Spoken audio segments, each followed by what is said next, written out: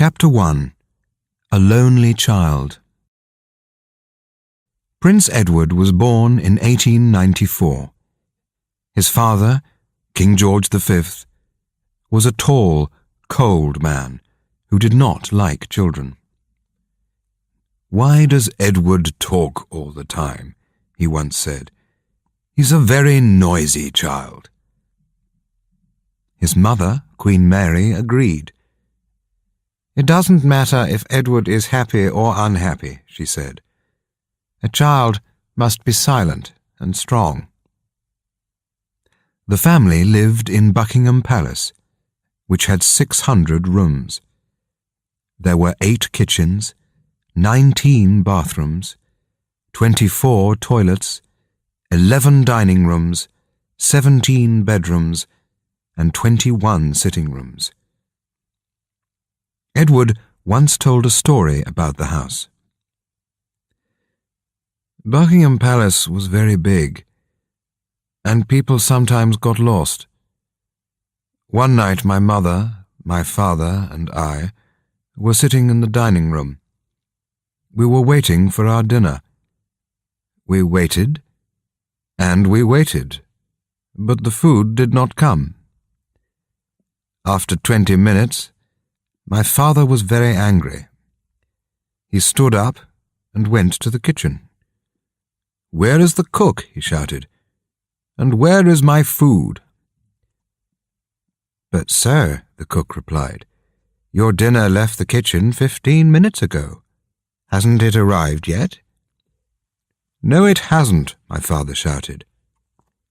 'And I'm hungry.' The king left the kitchen and began to look for the food. 10 minutes later, he saw a woman who was carrying 3 plates of meat and potatoes. 'What happened to you?' my father said. 'Why didn't you bring us our dinner?' 'I'm sorry, sir,' the woman replied. 'There are a lot of dining rooms. I couldn't remember where to go.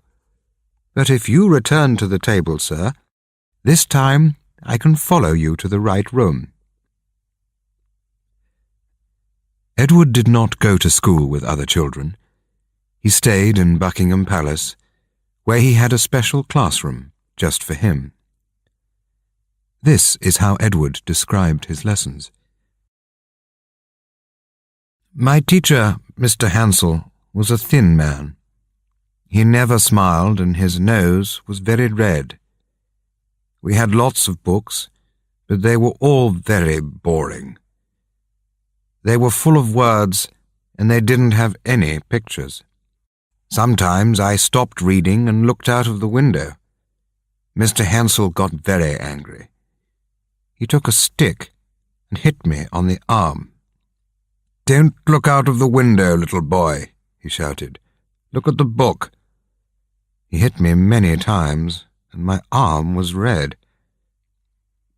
Every Friday, the teacher took me to my father's room. 'And what has my son learnt this week, Mr. Hansel?' the king asked. And the answer was always, 'Not very much, I'm afraid, sir. Edward doesn't like his lessons. He never listens to what I say.' When Mr. Hansel left the room, my father was angry with me. 'What's wrong with you, child?' he said. 'Are you stupid? Why can't you learn anything?' 'But the lessons are so boring, sir,' I replied. 'And Mr. Hansel hits me.' 'I don't understand you, Edward. You're a baby. You're so weak. You'll never be a good king. A king must be strong. Go to your room and stay there until the morning.' I spent many days alone in my room, Edward wrote later. I never played with other children, and I didn't have any friends. I lived in the most beautiful house in England, but I was always lonely and sad. I saw my mother once a day at dinner time, and I saw my father 3 or 4 times a week. But they never gave me any love. I was afraid of them, and everything I did was wrong.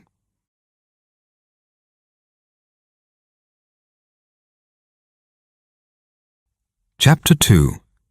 The Prince of Wales. In the spring of 1911, King George called Edward into his room and said, "Next month, I'll make you Prince of Wales, and these are your clothes for the ceremony."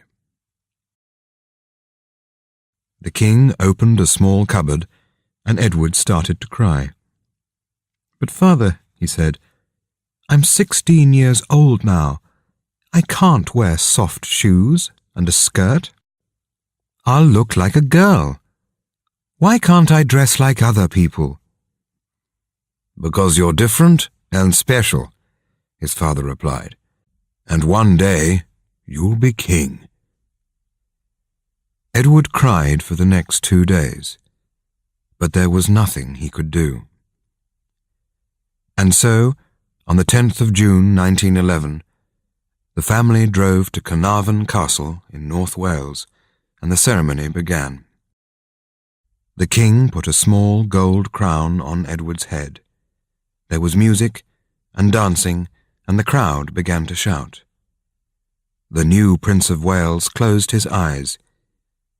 "I feel terrible," he said. "Can we go home now?" "Not yet," the king replied. "The people want to see you."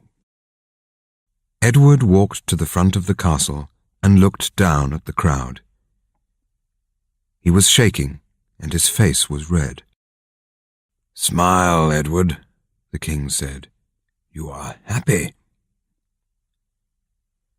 A few hours later, the family were driving back to Windsor. "Wasn't that a lovely day?" Queen Mary said. Edward took off his shoes and looked out of the window. "Never again," he thought. "Never again."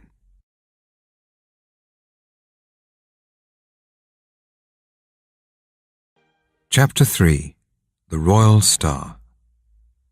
After a year at Oxford University, Edward went to fight in the First World War. He wrote, "I lived in a house with 25 other soldiers. At night, we talked about our lives and our families. It was very interesting. I could speak freely to different people, rich and poor, young and old. But I also saw the blood and noise of war." One day in 1916, my driver took me to the town of Loos in Belgium. I got out of the car and walked to the top of the hill. Down below me there was heavy fighting, and I felt very sad. An hour later I returned to my car. I'll never forget what I saw. My driver was dead. While I was away, somebody shot him in the neck. When the war finished in 1918, Edward returned to Buckingham Palace. One night he was talking to his father in the dining room. "I don't understand why countries fight," the prince said. "The war has finished, but nothing has changed. There are still millions of poor and hungry people. It's not right. Somebody must do something." "Well," King George replied, "you can't change the world if you sit by the fire. You must travel, meet people, talk to them, listen to what they say, and then, when you are king, you can make the world a better place." And so, in 1920, Edward left England again. During the next 5 years, he travelled 240,000 kilometres and visited 45 different countries. He saw India, Argentina, Nigeria, Mexico, New Zealand, Germany, and Japan. When he came to Toronto in Canada, there were 500,000 people in the streets to meet him. Everywhere, thousands of people waited to see him. There were crowds of 190,000 in Cape Town, 300,000 in Paris, 500,000 in New York, and 750,000 in Melbourne. "Edward is the first royal star," one newspaper wrote, "and he is now the most famous man in the world. In the old days, princes were cold and bored, but Edward is different. He gets out of his car and walks down the street. Every 2 or 3 minutes he stops and speaks with the crowd. He laughs, he smiles, he shakes 1,000 hands. He is a man of the people with a heart of gold."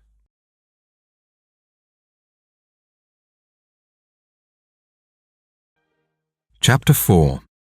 The Meeting. In the autumn of 1930, Edward went to stay with his friends Lord and Lady Furness. This is how he described that weekend in a book called A King's Story. "On Saturday, the weather was cold and windy. It was raining heavily, so we could not ride our horses. We decided to stay in the house and have an early lunch with some of Lady Furness's friends. At 1 o'clock, Wallis arrived with her husband. She was beautifully dressed, and she smiled all the time. She spoke with Lord Furness for a few minutes, and then Lady Furness brought her over to see me. "Sir, I would like you to meet one of my dearest and sweetest American friends, Mrs. Wallis Simpson." "How do you do, Mrs. Simpson?" I said. "Please, come and sit down." Lady Furness left us, and we began to talk. I could see that Wallis was not feeling very well. She had a bad cold, and her eyes were red. "I'm afraid that our English houses aren't very warm," I said. "We don't have American central heating here." There was a long silence. Mrs. Simpson turned her face and looked out of the window. Then she said, "You have disappointed me, sir." "And why is that?" I asked. "Because everybody asks me about American central heating. I thought that the Prince of Wales would talk about something more interesting." I began to laugh. "What's the matter, sir?" Wallis asked. "Have I said something wrong?" "No," I replied. "I'm laughing because you didn't lie to me. You told me the truth." "But why is that funny?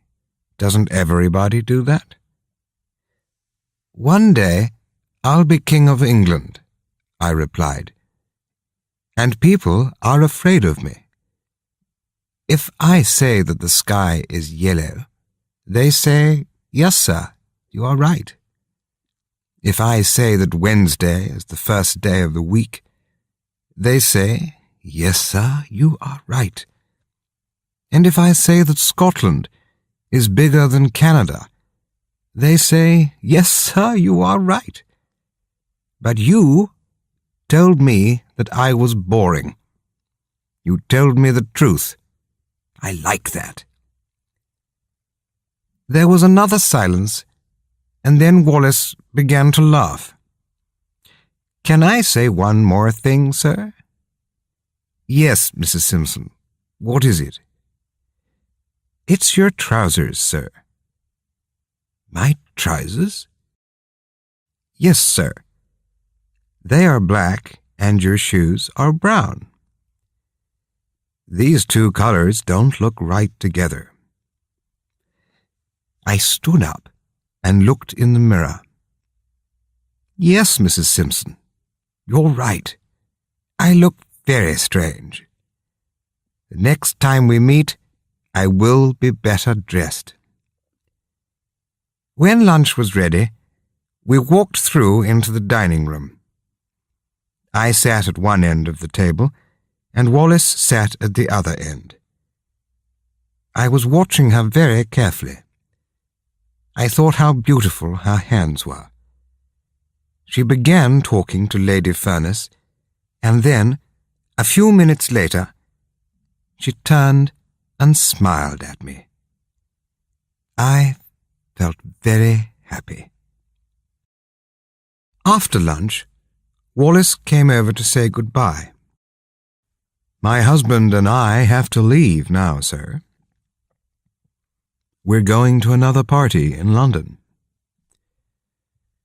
I wanted to speak to her, but I could not find the right words. I don't know why. We shook hands, and Wallis walked away.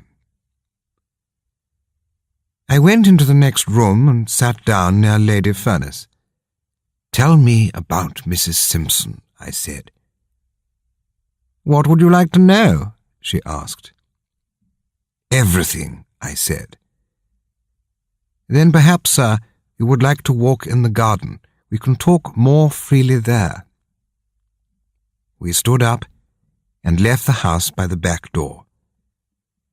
We walked slowly through the trees, and Lady Furness told me about Wallis.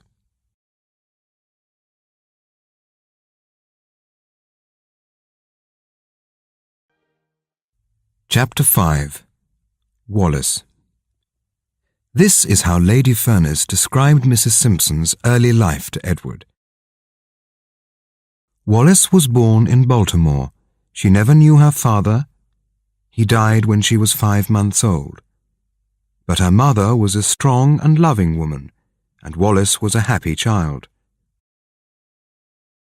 When she was 20, she married a man called Winfield Spencer. For the first few years they were happy together. But one day Winfield lost some money in the street. He was very angry. When he came home, he took a bottle of whiskey from a cupboard and began to drink. That night, he hit Wallis in the mouth. She screamed, and he hit her again. There was blood on her face, and she was shaking like a leaf. Please, Winfield, she said, no more. But Winfield took her arm and pulled her up the stairs. You're my prisoner, he shouted at her, and you're not going to leave. Then he pushed her into the bathroom and locked the door. The next morning, Wallis went back to her family. I can't stay with him, she said. I want a divorce. Poor Wallis, Edward said. But what happened next, Lady Furness? Well, said Lady Furness, a few months later she met a fine man called Ernest Simpson. He's quiet, but interesting. They got married, and they now live in a beautiful flat in the centre of London. And are they happy? Asked Edward. Lady Furness looked at the prince and smiled. I don't know, sir, she said. I don't know. During the next 2 years, the prince saw Wallis once or twice a week. They had the same friends, and they often met at parties. Mrs. Simpson knew a lot about life, Edward once said. She loved books, food, people, and travel. She was very beautiful, and her eyes were full of fire. She was friendly and easy to talk to, and, after a while, I opened up my heart. We had no secrets. I told her everything. And that's how it all began. His eyes were always sad, Wallace said about Edward. And sometimes he looked like a child, so young, so quiet, so weak. He had no real friends. Perhaps people were a little afraid of him. But he was a warm and kind man. When he talked to me, I felt my heart jump. I wanted to be alone with him, but I knew that wasn't possible. Did the prince love me in those early days? No, I don't think so. But each time we met, we just felt closer and closer. In June 1933, Edward gave a birthday party for Wallace, and during the next few months, he visited the Simpsons' flat in London almost every day. One evening, the prince asked Wallace and Ernest to go skiing in Austria. "I'm sorry, sir," Mr. Simpson replied. "I have to go to America on business, but perhaps Wallace and her aunt can come with you." "We went to Kitzbühel as friends," Wallace wrote later. "But when we came home, we were in love, and a few months later, the prince asked me to marry him. It was just like a dream."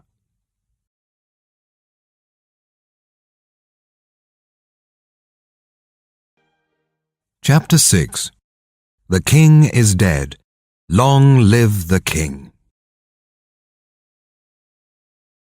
In January 1936, Edward went to Windsor for a few weeks.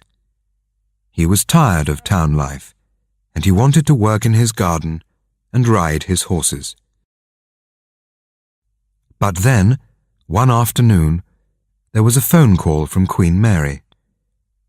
"Edward," she said, "you must come back immediately. Your father is very ill, and I think he's going to die." When Edward arrived, he went straight to his father's room. He walked to the side of the bed and kissed his father's white face. The king opened his eyes and smiled. Then he took his son's hand and said, "Be a good king, Edward, and be good to your mother." "Yes, father, I will." The king closed his eyes and did not speak again. Just after midnight, he died. Then Queen Mary took Edward's hand and kissed it. "My child, you are now king," she said softly. "God be with you." His 3 brothers came to him one by one, and they each kissed his hand. "The king is dead. Long live the king," they said. At 1 o'clock, Edward left the room to telephone Wallace. "My father is dead," he said. "I'm so sorry, sir." "I must stay here for a while," Edward went on, "but I'll phone you at the weekend. Nothing will change between you and me. I love you more than ever, and you will be my queen." "Let's not talk about that now," Wallace replied. "You must go back to your family." "But you are my family, Wallace. You are everything to me. Good night. Sleep well." When Wallace put the phone down that night, she suddenly felt afraid. "Edward is now king," she thought. "But what will happen to me?"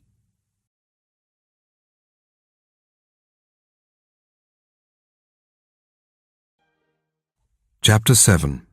The Church.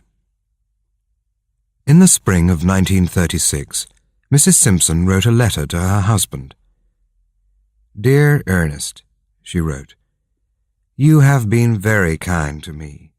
You are a good and strong man. But I must tell you that our marriage is finished. I am in love with the king, and I want a divorce. Don't be angry. There is nothing you can do. I'll never forget you, but I have to be free." Ernest replied immediately, "Your letter arrived this morning. I will do what you ask, but I'll never stop loving you. And if you need me, I'll always be here." That night the king and Wallis met at a small restaurant in Piccadilly. Edward read Ernest's letter again and again. "That's wonderful news," he said. "Nothing can stop us now." The next day, when Edward came down to breakfast, Gordon Laing, the Archbishop of Canterbury, was waiting for him. "Good morning, Gordon," the king said.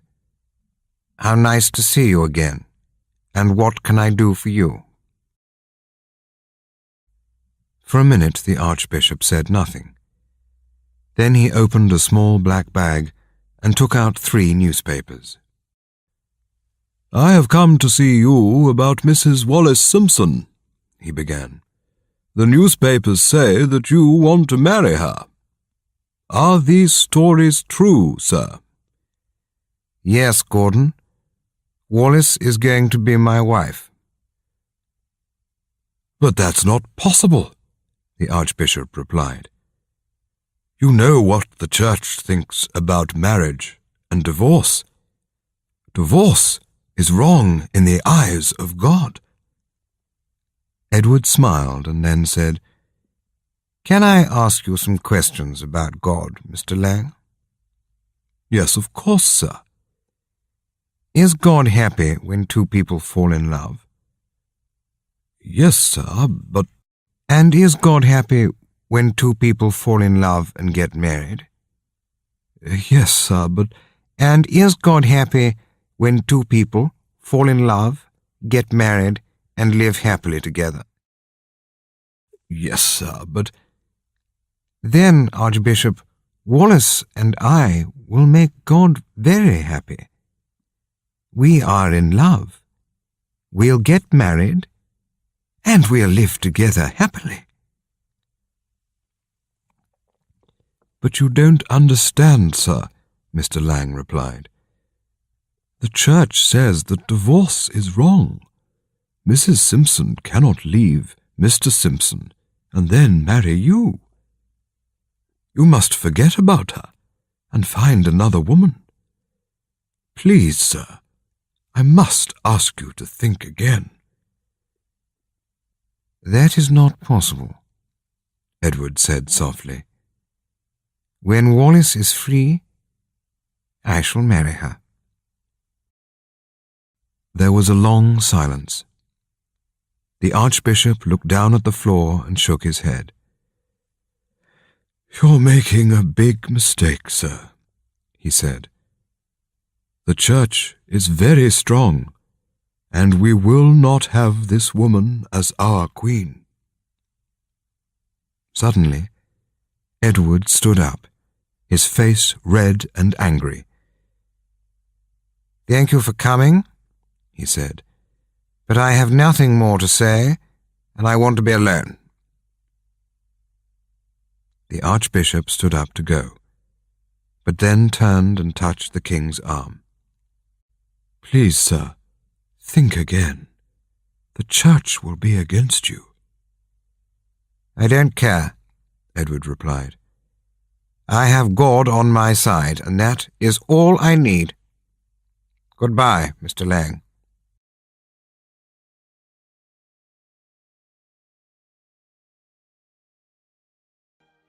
Chapter 8. The Storm.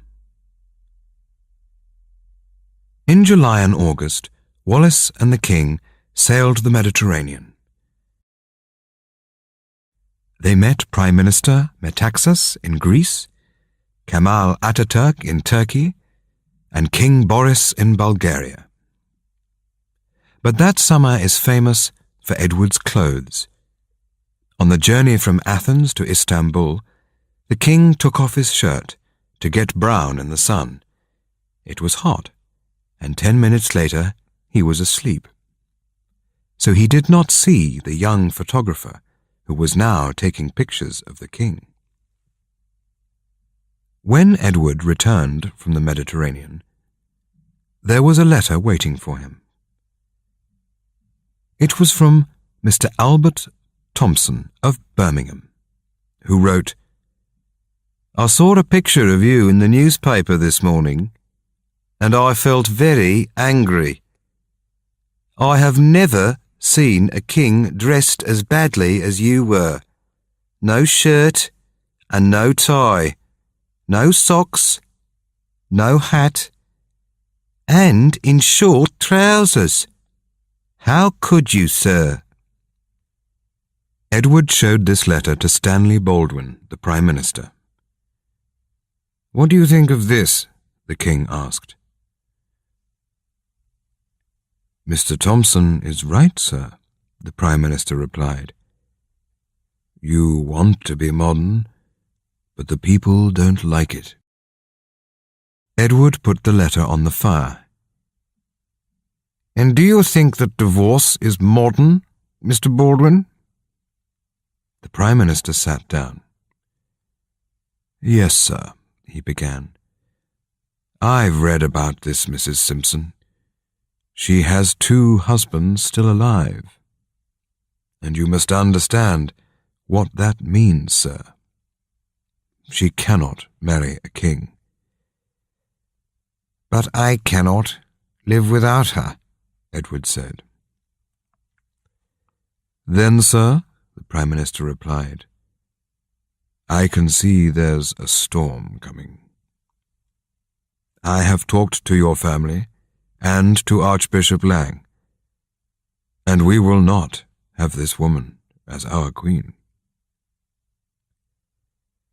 That night, the Prime Minister and the King spoke for many hours. There were hundreds of questions, but only one answer. And so, in the early hours of the next morning, Edward said, "You tell me that Wallace cannot marry a king. So there is only one thing that I can do. I will give the crown to my brother and leave England. I must follow my heart. You tell me that it's a crime to fall in love. You tell me that it's wrong to be happy. How strange this country is." An hour later, Edward telephoned Wallace. "The Prime Minister says that a storm is coming," Edward said. "So I want you to go away." Wallace packed her bags and left for France. Then Edward went to see his mother. It was a sad, strange, and angry meeting. "Do you know what you are doing?" the Queen asked. "Look out of that window. Outside this palace, there are 400 million people who call you king. They need you. And you will leave all this for Mrs. Simpson?"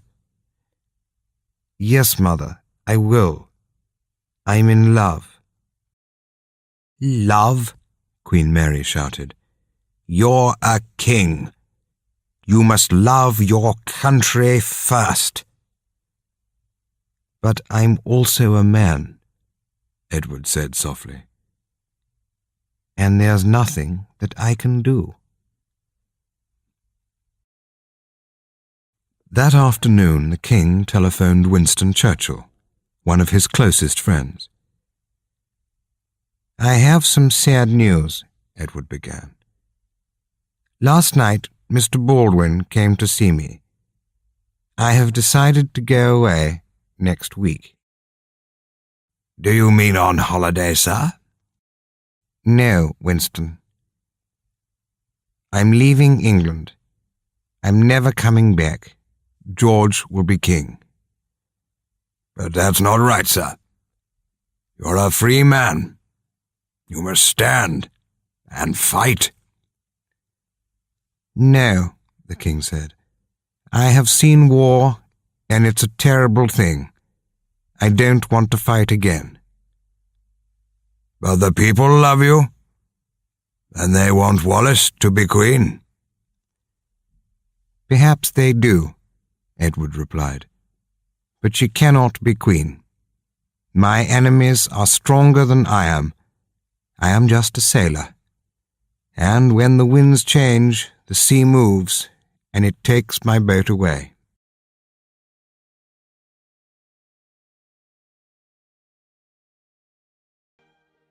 Chapter 9. The Woman I Love. A few days later, Mr. Churchill came to see Edward at Buckingham Palace. At first, the king was quiet. Then he said, "This is my last night in England, Winston. I love this country. I wanted to be a modern, kind king. I wanted to change the world, but they stopped me. And now I have to leave." It was 10 o'clock. Edward stood up and walked over to the window. In the dark streets below, there were hundreds of people. They were singing and calling his name. "Edward, Edward, we love Edward," they shouted. "Long live the king! Long live love!" Suddenly, the king turned to Mr. Churchill. "Why is this happening to me, Winston?" he cried. "What have I done wrong?" He sat down and put his head in his hands. There was a silence in the room, but through the open window came the shouting from the street. "Long live Edward! Long live love! Long live Edward! Long live love!" Mr. Churchill came over and put his hand on the king's arm. Edward looked up. "Thank you, Winston," he said.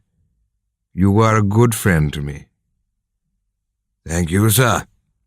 And you were a good king."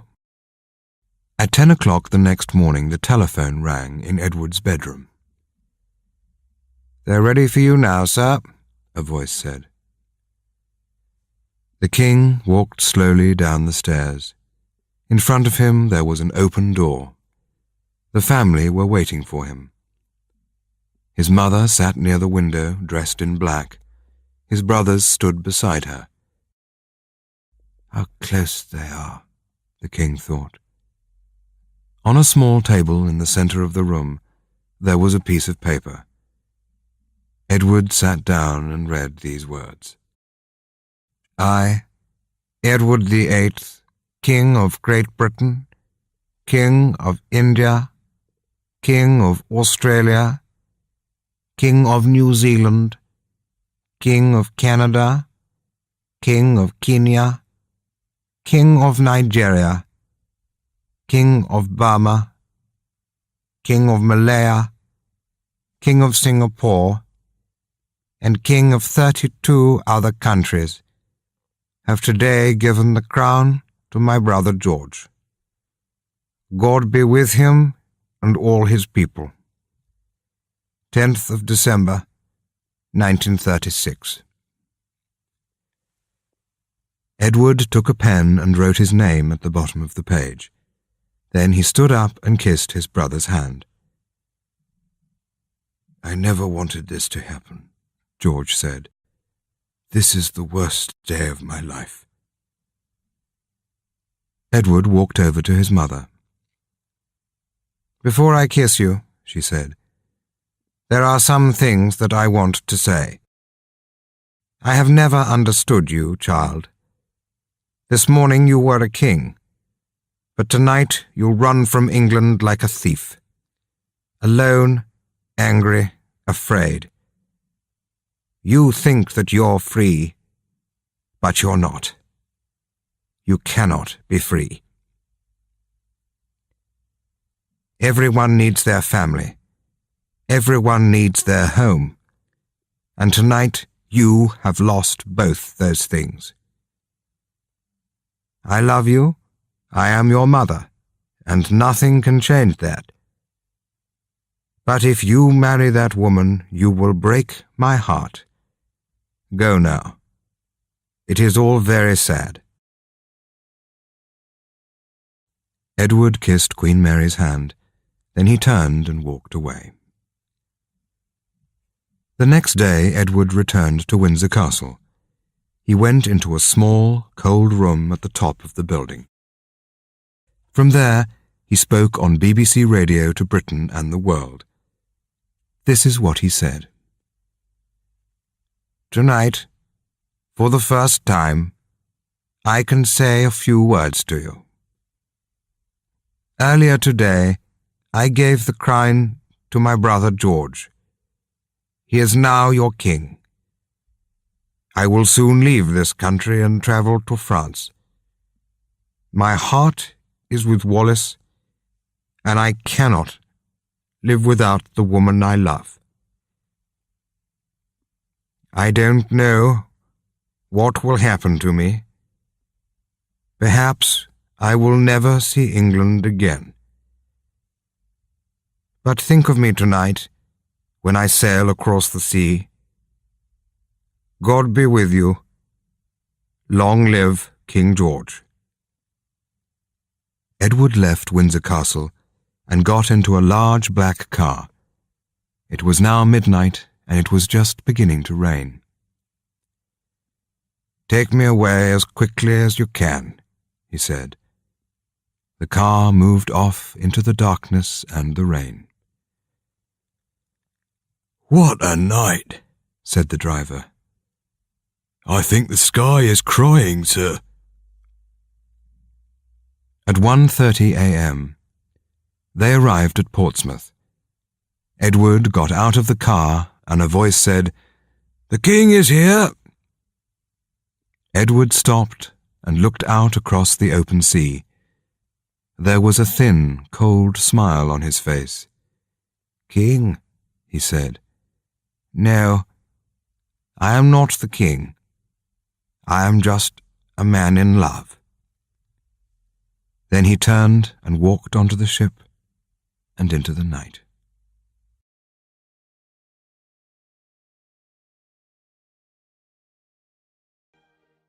Chapter 10. The Wedding. The next morning, Edward telephoned Wallis from Boulogne. "Did you listen to me on the radio?" he asked. "Yes, of course," she said. "And how did you feel?" "I was sitting in my room alone," Wallis said. "And when I listened to your words, I felt so sad. I put my hands over my eyes and I just cried. I couldn't stop myself. You have left everything for me. But I love you so much, Edward, and with me you'll be the happiest man in the world." "I am that already," he replied. "You are all that matters in my life." Edward married Wallis Simpson 6 months later, on the 3rd of June 1937. None of the royal family came to the wedding. Edward was 43, Wallis was 41, and they now took a new name, the Duke and Duchess of Windsor. A few weeks later, Edward wrote to his brother, King George. "I was surprised that you didn't come to the wedding," he wrote. "But Wallis is now my wife, and nothing can change that. As you know, we have a house in Paris, but France is not my home, and I want to live again at Windsor, with Wallis by my side." "I'm sorry, Edward," King George wrote back, "but you know how I feel about that woman. I do not like her. I will never like her. You can live here, but Wallis cannot. My brother, Edward said later, pushed me away like a dog. I will never forget what he did. And after that, I decided that I didn't want my family. They didn't want Wallis, and so I didn't want them.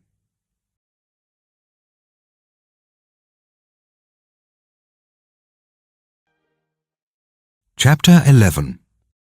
Paris. For the next 30 years, the Duke and Duchess lived in Paris. They gave parties and travelled round the world, but they never went back to Buckingham Palace. When King George died in 1952, and Queen Mary died in 1961, Edward returned to Windsor for a few days, but Wallis stayed in France. It's your family, she said, not mine.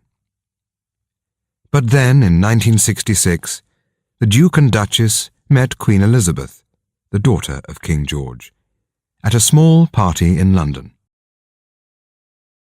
After 30 long years, it was time to forget the past. Elizabeth kissed the Duchess and touched her arm. Then she turned to the Duke and said, "Wallis is so beautiful, Uncle. I think you're a lucky man." That day, Elizabeth was very kind to us, Edward wrote later. But why couldn't my mother or my brother say those words to me? On BBC television in 1969, the Duke and Duchess spoke about their life together.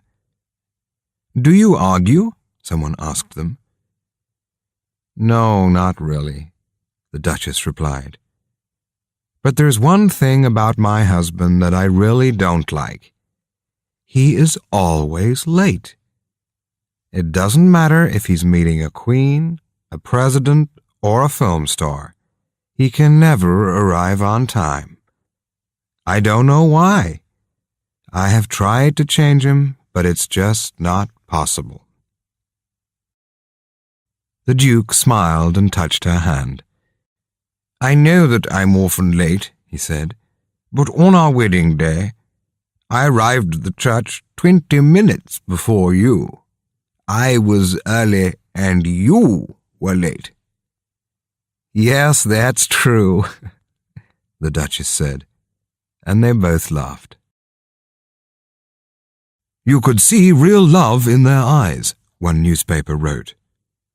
"They were on television, but they forgot about the cameras and the millions of people who were watching. They were just two people in love."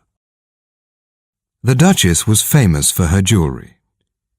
"After my husband," she once said, "I love jewelry more than anything else in the world." And after 35 years with the Duke, she had hundreds of pieces, which came from all over the world.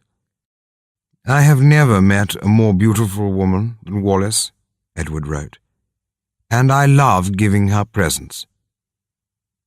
She has given me so much happiness. I buy her jewels to say thank you." In May 1972, the Duke became ill. When the doctor arrived, he listened to Edward's heart and then said, "How many cigarettes do you have a day, sir?" "About 40 or 50, the Duke replied. "But please don't ask me to stop. I've smoked for 60 years, and I cannot change now." That night, Edward called Wallis into the room. "I feel very tired," he said, "and I'm afraid. I love you. I have been very happy with you. And you have been a wonderful wife. When I die, I want you to take my body back to Windsor. Will you do that for me?" "Yes, of course," she said, and they both began to cry. The Duke of Windsor died 1 hour later with Wallis by his side. 3 days later, a blue aeroplane arrived in Paris. Wallis went back to England with the Duke's body, and for the first time in her life, she entered Buckingham Palace. A week later, the Duchess returned to France, and for the next 14 years, she lived alone in Paris. The big house was dark. The doors were locked, and she did not go out. In the afternoons, she sat in the dining room with Edward's love letters. "They were so beautiful," she said. "I read them again and again." But then, in 1986, Wallis became ill. She went to a small hospital near the house, and a few days later she died. "Without Edward," she once wrote, "my life was empty." She was buried in England next to her husband at Windsor. "It's a strange thing," one newspaper wrote. "When they were alive, the Duke and Duchess could never live in Britain. It was only in death that they could be there together."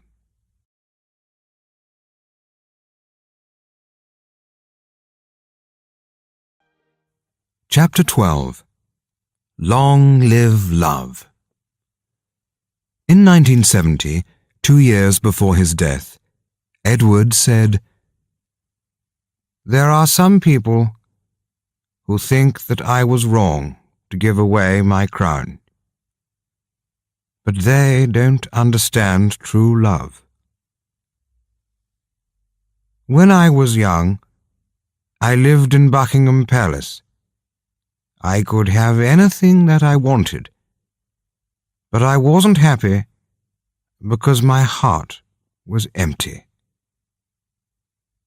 Then I met Wallis, and everything changed.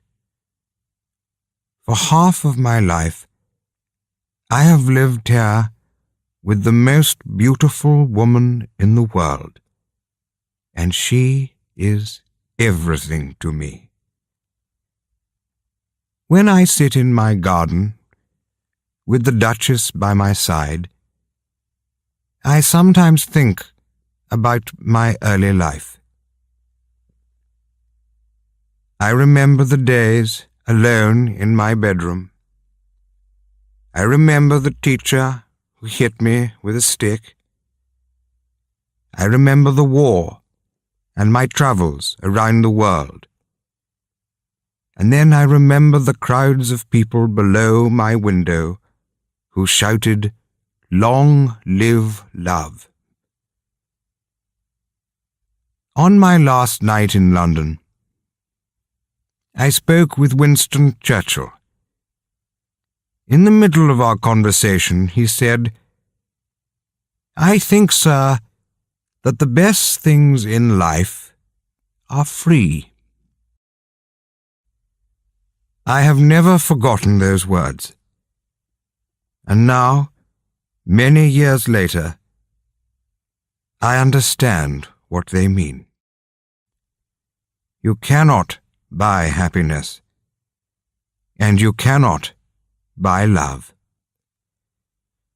To be happy deep inside your heart is the most wonderful thing in the world. I have been a lucky man.